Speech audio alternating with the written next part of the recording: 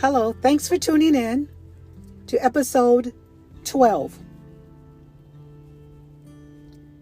Where's the science? Now, science has proven to be the source of all materials. It is coming from a worldview. But I am coming from what is spiritual. So to view things that are unordinary and strange, this is also where science fits in. But regarding science, it would be as the observance. In last week's podcast, I mentioned run and tell, which is referencing who I told, when I told, did I tell anyone, and why. The short answer is yes, I did. I also read an excerpt in last week's podcast. I talked about the quiet nature of my speaking out.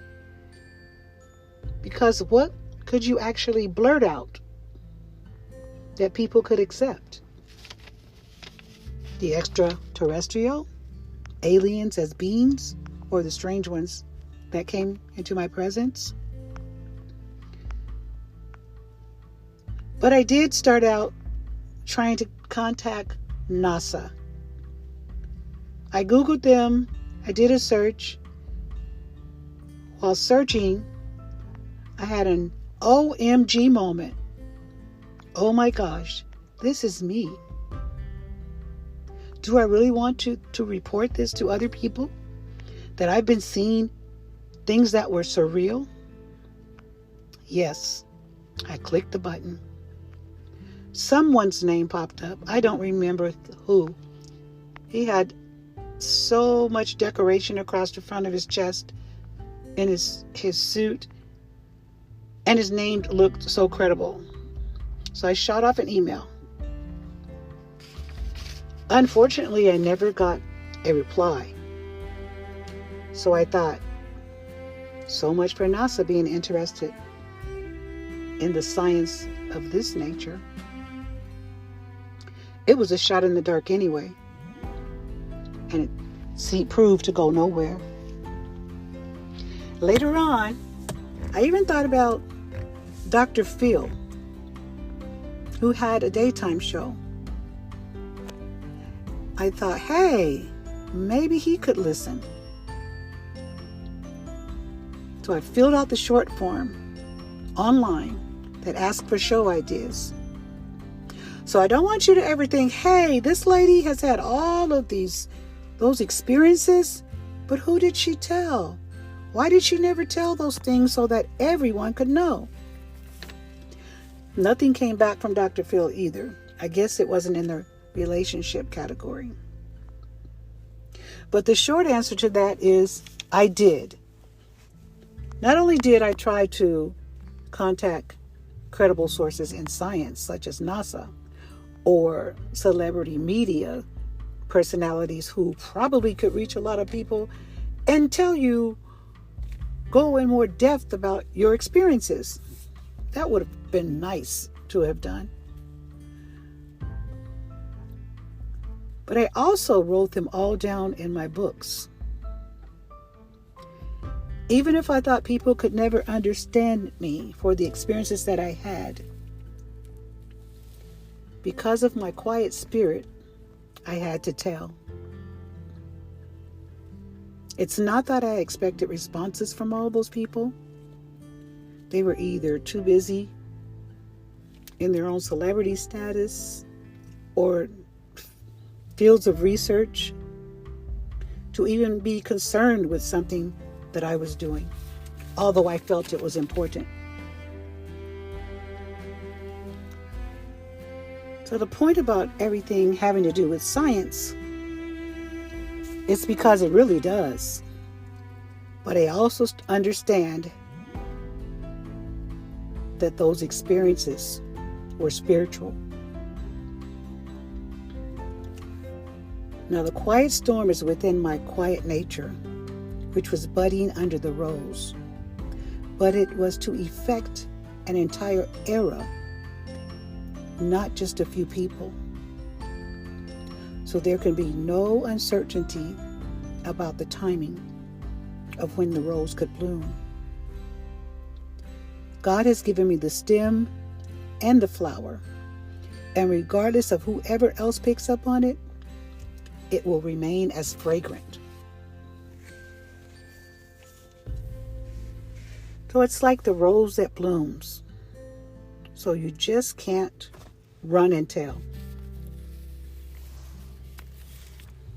So let me tell you how my children reacted.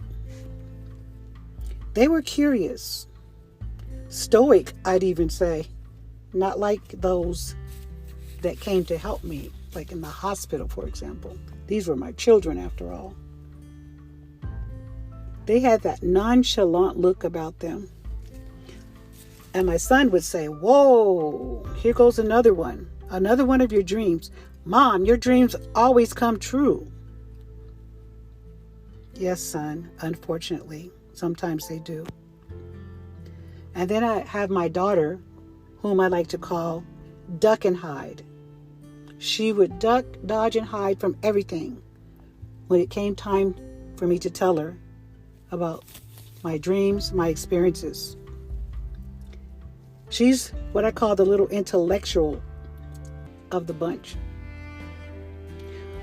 "Well, you need to go find your people." "My people?" I responded. "I don't have any people." What I said was I was looking for people that could have had similar experiences, such as I have. "Well, they're out there," she said. "Mom, you just have to find them."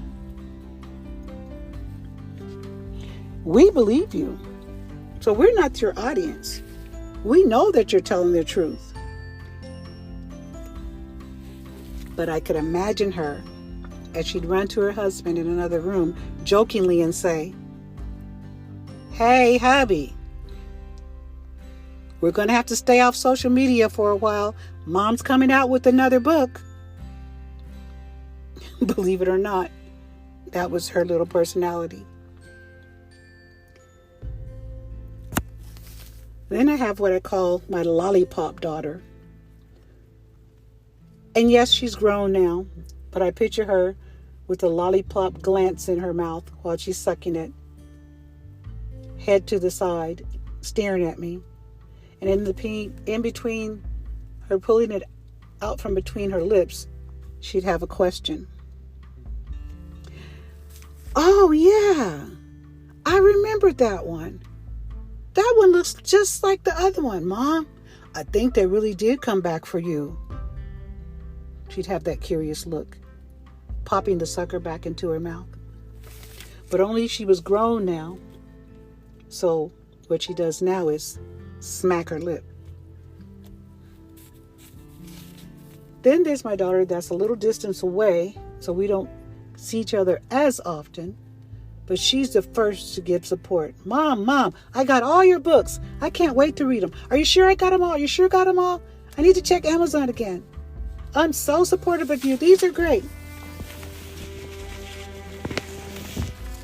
She gets all the books. She wants to be the first in line.